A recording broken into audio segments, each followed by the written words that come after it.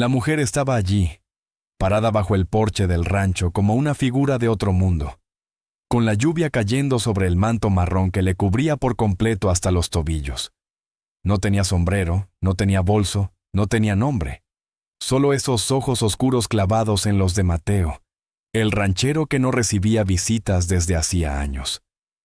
Él no dijo nada al abrir la puerta, simplemente la observó, y algo en su postura derrotada le hizo hacerse a un lado. Ella entró en silencio, goteando sobre el suelo de madera, y con voz temblorosa preguntó si podía quedarse unas horas hasta que pasara la tormenta. Mateo asintió sin saber por qué. Encendió el fuego, le acercó una manta, y fue entonces cuando ella, viendo que él se acercaba con una toalla, se encogió con un gesto casi infantil y dijo: «Por favor, no quite el manto». Mateo se detuvo. No era miedo lo que ella tenía en la voz. Era vergüenza. Era historia.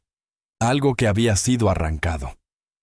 Pero él, con manos firmes por fuera y quebradas por dentro, alargó la mano y, con la misma delicadeza con la que una madre alza a su hijo dormido, retiró el manto. Lo que vio lo dejó sin palabras, no por lo grotesco, sino por lo insoportablemente triste. Sus brazos, su cuello, su espalda estaban cubiertos de marcas antiguas, no solo cicatrices, sino letras. Palabras grabadas a cuchillo por hombres que creyeron tener derecho a poseerla.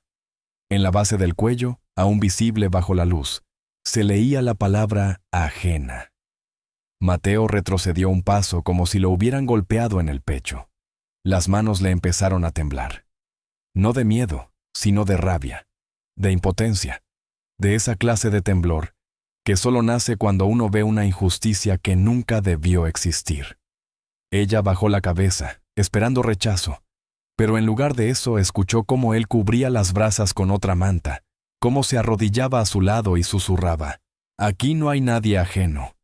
Y por primera vez en años, ella dejó caer una lágrima que no era de dolor, sino de sorpresa. Nadie la había mirado así desde niña. Nadie había temblado por su historia. Y en ese silencio cargado de dignidad, algo cambió para ambos. Mateo no podía apartar la vista de las letras marcadas en su piel. Algunas estaban torcidas, como si hubieran sido hechas por diferentes manos en distintos momentos. Ajena, muda, castigada. Cada palabra era un testimonio cruel de lo que ella había soportado en silencio. Él conocía las marcas del campo, las del trabajo, incluso las de la guerra, pero nunca había visto palabras escritas como heridas. Ella intentó volver a cubrirse, pero sus dedos no cooperaban, temblaban demasiado. Así que Mateo le sostuvo el manto con cuidado, ayudándola a envolverse sin volver a mirar las cicatrices. «¿Cómo te llamas?», preguntó finalmente, con una voz baja que parecía no querer romper el momento. Ella tardó en responder. «Yara», dijo, y el nombre pareció flotar en el aire como algo sagrado. «Yara», repitió Mateo, como si lo memorizara letra por letra. «¿Quién te hizo eso?». Ella no respondió. Solo miró el fuego como si allí pudiera quemar los recuerdos que la perseguían. Mateo no insistió. Había aprendido que algunas respuestas necesitaban tiempo, otras necesitaban confianza y algunas nunca llegaban, pero igual merecían respeto. En la repisa de la chimenea, un retrato cubierto de polvo mostraba a una mujer con trenzas largas y una sonrisa tímida. Yara lo notó. «¿Ella vivió aquí?», preguntó. «Mi esposa», dijo Mateo. «Murió hace 6 inviernos». El silencio volvió, pero esta vez no era incómodo. Era un silencio compartido entre dos personas que sabían lo que era perder algo que no merecían perder. «¿Y tú?», preguntó él, no con palabras, sino con la mirada. Yara respiró hondo. «Me sacaron de la misión. Dijeron que no podía ser adoptada si traía vergüenza». No dijo qué fue lo que pasó, pero con las palabras escritas en su piel, no hacía falta. «Caminé 3 días. Nadie me recogió. Me escondía al ver carretas. No quería volver». Mateo asintió. Algo en su interior rugía, como una bestia dormida despertando con cada palabra que ella decía. No entendía cómo alguien podía ver a esa mujer frágil, rota pero viva, y aún así lastimarla. «Puedes quedarte esta noche», dijo él, «y mañana, si quieres, iremos por pan». Ella frunció el ceño. ¿Pan? Hay una mesa vacía que ya esperó demasiado. Por primera vez, ella sonrió, apenas, como una línea apenas visible que cruzaba su rostro. Pero esa pequeña grieta bastaba para que la luz entrara. Mateo pensó que quizás, solo quizás, algo bueno aún podía crecer entre dos ruinas. Al amanecer, el crujido del carruaje de Mateo sobre el hielo marcaba un ritmo lento pero constante. Yara iba a su lado, cubierta hasta el cuello, con la mirada baja y los ojos alerta como si esperara que el mundo volviera a girarse contra ella en cualquier momento. Nadie les habló cuando bajaron frente a la tienda del molino, pero muchas cabezas se asomaron desde dentro. Mateo entró con paso firme, el sombrero en mano, y saludó a un viejo canoso tras el mostrador. «Buenos días, señor Tadeo. ¿Tiene pan hoy?» El molinero apenas alzó la vista, pero su atención se detuvo al notar a Yara. «¿Quién es ella?», preguntó con frialdad. «Alguien que necesita pan», dijo Mateo sin alterar el tono. «Y respeto». Tadeo murmuró algo apenas audible y señaló hacia una canasta. Mateo tomó un pan grande, luego otro, y cuando iba por el tercero, Tadeo golpeó la mesa. «Eso no es limosna, Mateo. La tienda no es refugio de almas perdidas». Un silencio helado llenó el lugar. Mateo sostuvo el pan en sus manos por un largo segundo. Luego lo colocó sobre el mostrador, sacó 2 monedas y las dejó junto al pan. «No es limosna. Ella no pidió nada. Lo traigo yo». «¿Y qué es ella para ti?», preguntó otro cliente que había entrado sin que lo notaran. Era Abner, un hombre de manos pesadas y lengua aún más. ¿Una causa? ¿Una carga? Mateo lo miró con calma. «Una huésped». «¿Y tú la salvaste?», soltó Abner con sarcasmo. No sabía que la salvación vivía en estas tierras. Yara no se movía. Parecía hecha de piedra. Pero Mateo sí. Dio un paso hacia Abner, sin rabia, sin prisa. «No la salvé. Solo abrí una puerta y te la meterán cerrada de nuevo», murmuró Tadeo. «No deberías traer problemas». Mateo tomó los 3 panes y dijo sin levantar la voz: «Los problemas no los trae quien tiene cicatrices, sino quienes las causan». Luego se volvió hacia Yara y extendió uno de los panes. «¿Prefieres este o el de semillas?». Ella dudó. Luego señaló el de semillas, como si esa pequeña decisión fuera el primer ladrillo de una nueva vida. Salieron sin decir más, pero desde el fondo de la tienda, una mujer anciana que lo había visto todo, sin opinar, sin hablar, salió y dejó caer discretamente una bolsa de avena en la carreta. Sin palabras, solo una mirada que decía: «Alguien ve y alguien ayuda». Esa noche, en la cabaña cálida que olía a leña y sopa de raíz, Mateo la vio dormir por primera vez sin sobresaltos. Yara estaba envuelta en una manta tejida que no era suya, pero que abrazaba como si recordara un hogar anterior. El manto, ese que ella había suplicado que no se le quitara, descansaba en la silla, aún húmedo por el hielo. Mateo lo había colgado con cuidado, sin mirarlo desde que lo retiró en el establo. Pero ahora, mientras el fuego chisporroteaba y el viento aullaba como lobo rechazado allá afuera, no pudo evitar mirarlo.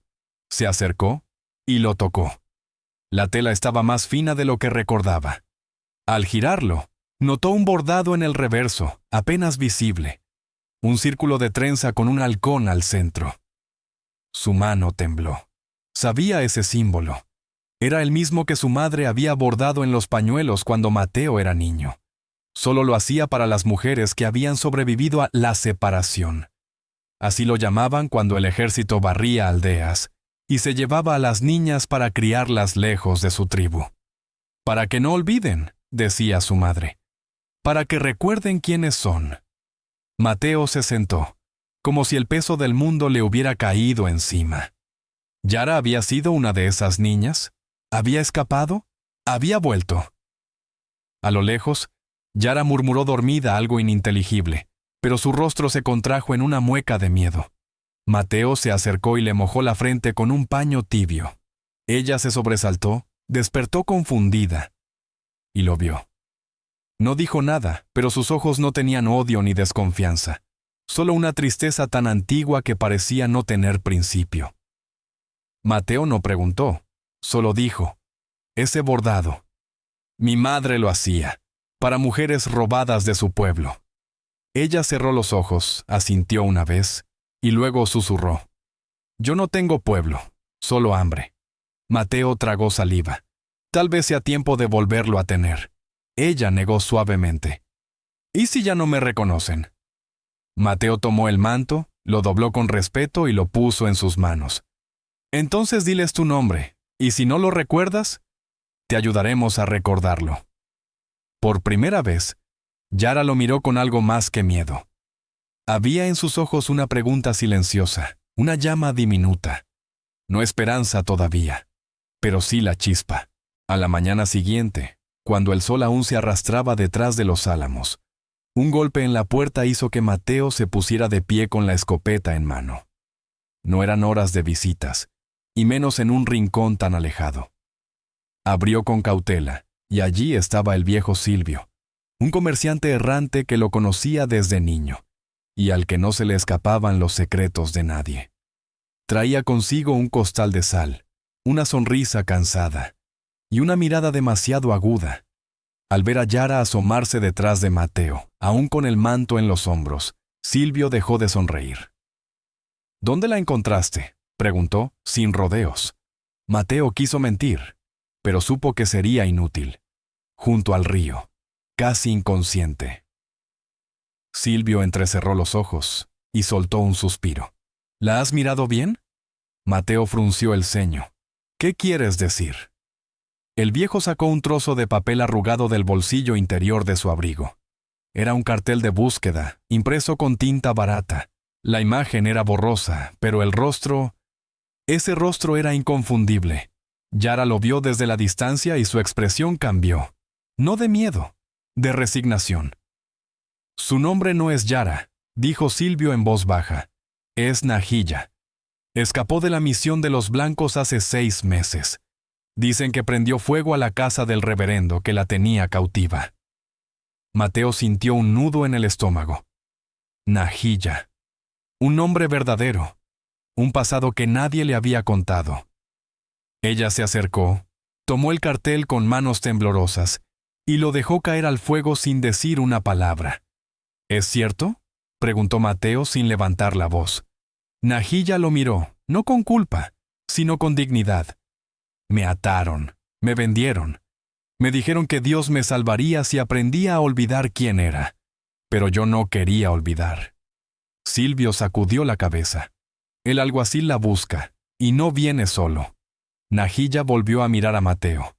«Si me entregas, no te culparé». Pero él ya había tomado su decisión. «Aquí nadie entra si yo no lo dejo pasar».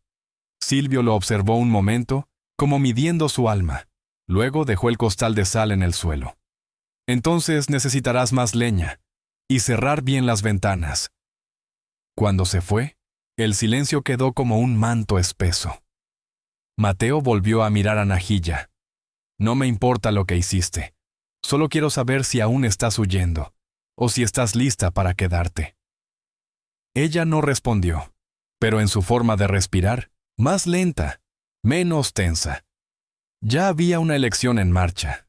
Durante días, Nahilla no se quitó el manto, ni siquiera para dormir. Comía en silencio. Barría el suelo de la cabaña con movimientos suaves. Y cada tanto miraba por la ventana como si el viento pudiera traer a alguien que ella temía más que al mismo destino. Mateo no insistía. Sabía que lo más peligroso no era lo que había hecho, sino lo que no podía decir aún. Pero esa mañana, mientras preparaba café, escuchó un murmullo detrás suyo. «Está en la costura». Se giró. Nahilla estaba de pie, sosteniendo el manto extendido entre sus manos. No lo entregaba, lo mostraba. Mateo se acercó lentamente, sin tocar. En la parte interior del borde, casi imperceptible, había un bordado con hilo rojo. Letras en náhuatl. Él no las entendía, pero supo que no era solo adorno. «¿Qué dice?», murmuró. Ella tragó saliva. «Aquí yacerán los nombres que el mundo quiso borrar». Mateo retrocedió un paso, como si las palabras hubiesen tocado algo que tenía escondido desde hacía mucho. «¿Son nombres?». Ella asintió. «De las otras, de las que no salieron vivas de la misión». El café hervía, pero nadie lo detuvo. «¿Tú los bordaste?».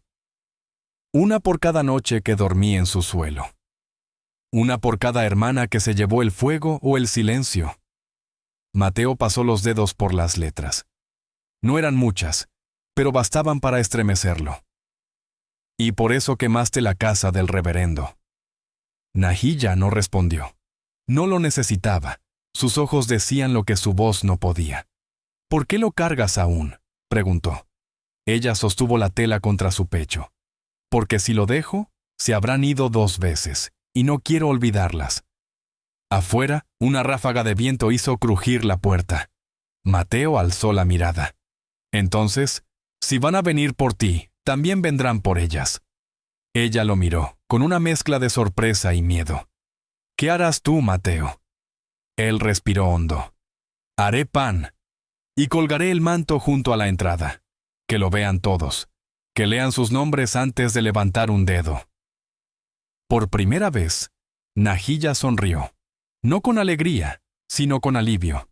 Como si alguien le hubiese dicho que su voz, bordada en hilo rojo, sí podía ser escuchada por alguien que no hablaba su idioma. El café ya se había quemado, pero nadie lo notó. El manto colgado en la entrada parecía un estandarte de guerra silenciosa.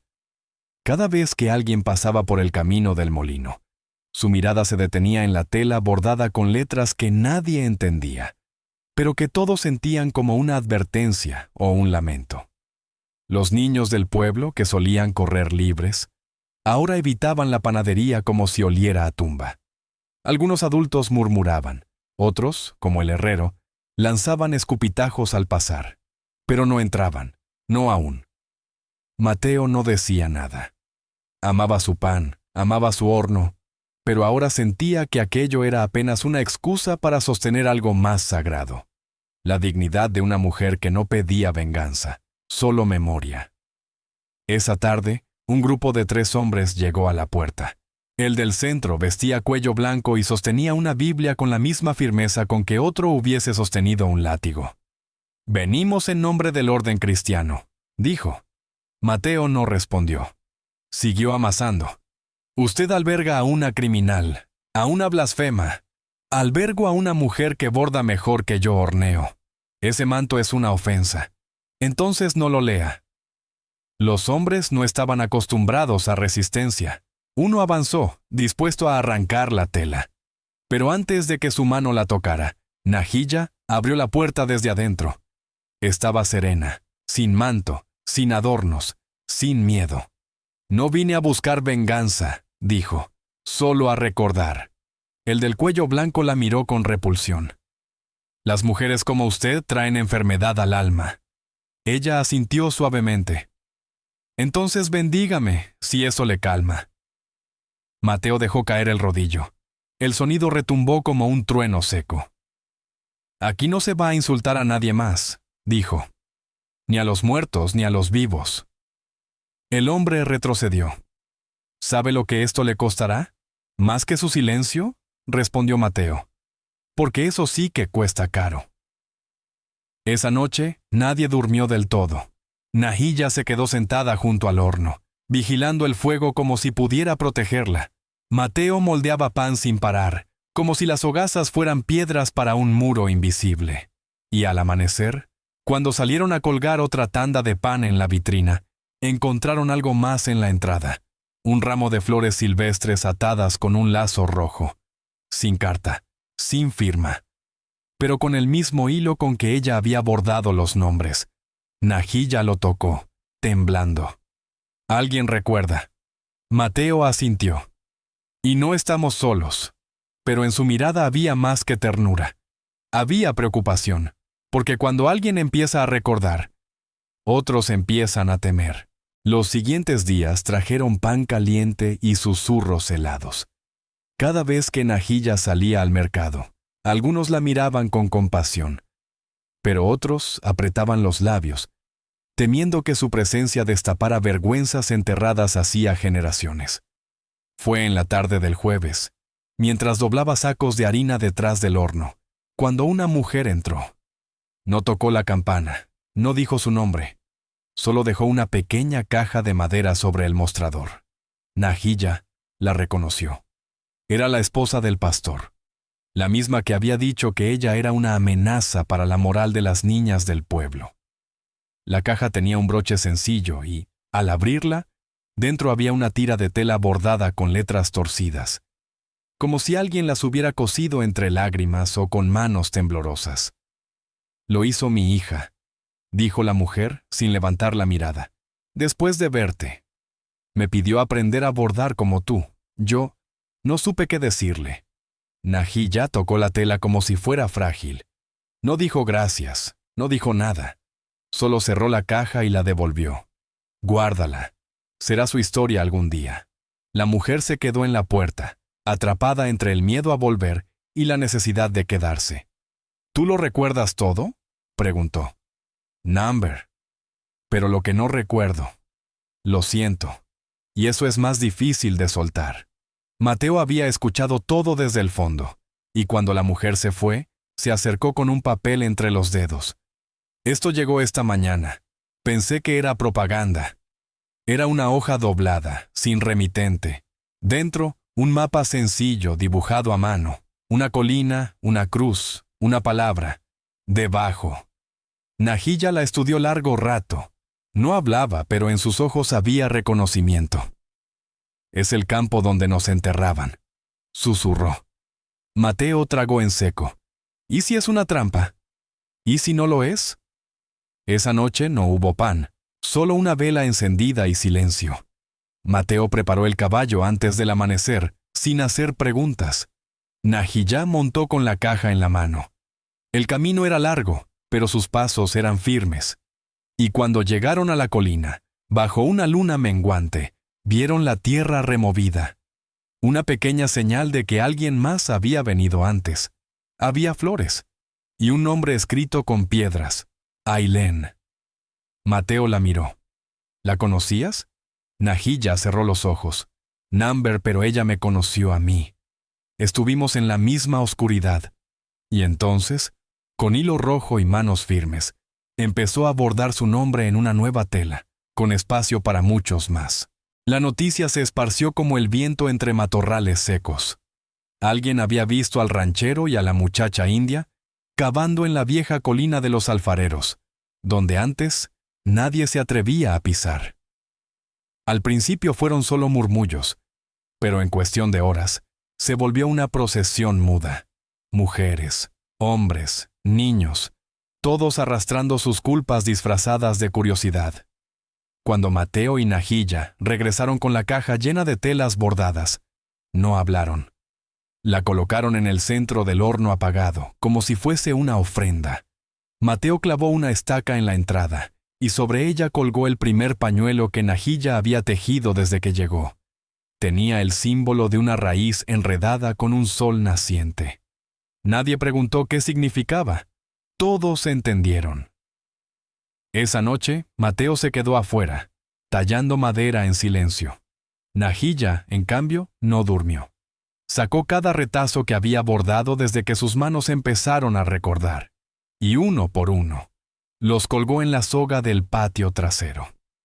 Al amanecer, todo el pueblo los vio. Pañuelos con nombres, con fechas, con símbolos que solo quien ha vivido el dolor puede comprender.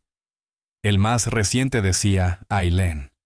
El más antiguo tenía solo una cruz y un corazón desgarrado. Una mujer se acercó, temblando, con un trozo de tela en la mano. «¿Puedo dejarlo aquí?», preguntó. Nahilla no dijo nada, solo abrió los brazos, y así comenzó. Primero una, luego otra, luego hombres también. Gente que nunca se había mirado a los ojos empezó a colgar sus propios retazos de memoria. Aquello ya no era un horno, era un altar. Pero no todos lo aceptaron. El pastor se presentó con 2 hombres, exigiendo que se retirara el altar pagano y que la mujer dejara de desenterrar pecados ya perdonados por el Señor. Mateo se puso delante. Tal vez tú los perdonaste, pero ellas no. La tensión era una cuerda tensa, a punto de romperse. Fue entonces cuando la esposa del pastor, con ojos enrojecidos, se colocó junto a Nahilla. «Yo también bordé uno», dijo. El pastor no respondió. Se dio la vuelta, tragándose su rabia, sabiendo que el pueblo ya no lo seguía. Esa noche, Nahilla y Mateo cenaron en silencio, pero en sus miradas había algo distinto. No paz, aún, pero sí un comienzo. Él le sirvió pan caliente, y ella, por primera vez, se permitió sonreír. Solo un poco. Pero lo suficiente para que él supiera que todo lo que había hecho valía la pena. Esa mañana, el sol rompió la bruma como si el cielo también hubiera decidido empezar de nuevo. Mateo salió al patio con 2 tazas de café y la vio allí, sentada junto al cordel donde los pañuelos bailaban con el viento.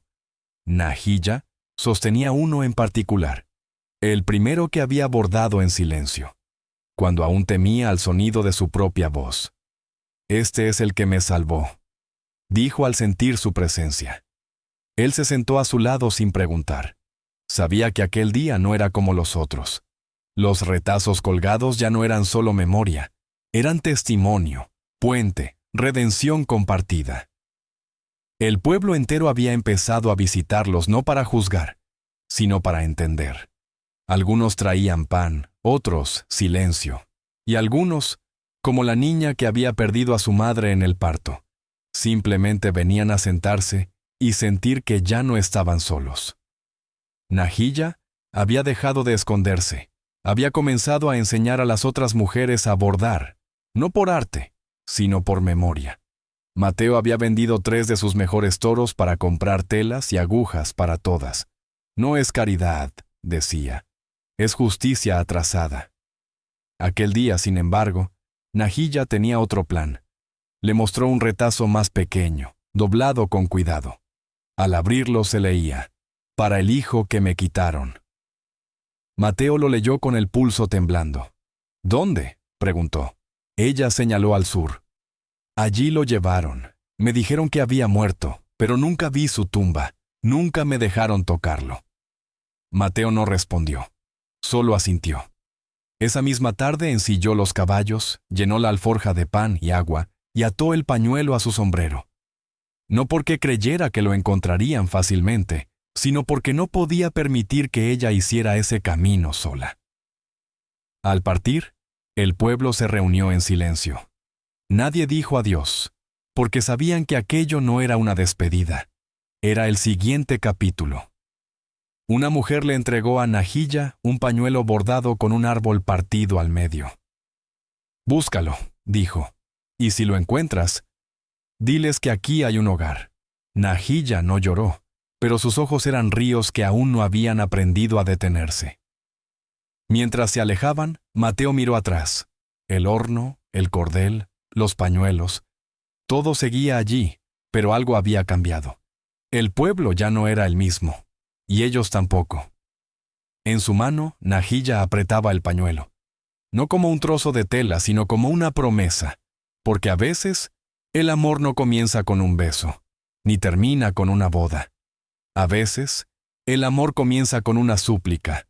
Por favor, no quite el manto, y termina cuando alguien decide cubrirte con el suyo. Por favor, dale like. Comparte y suscríbete para apoyar más historias del alma aquí en Lágrimas de Ayer. Si tú hubieras visto su rostro al quitar el manto, ¿te habrías atrevido a mirarla igual? Cuéntanos en los comentarios.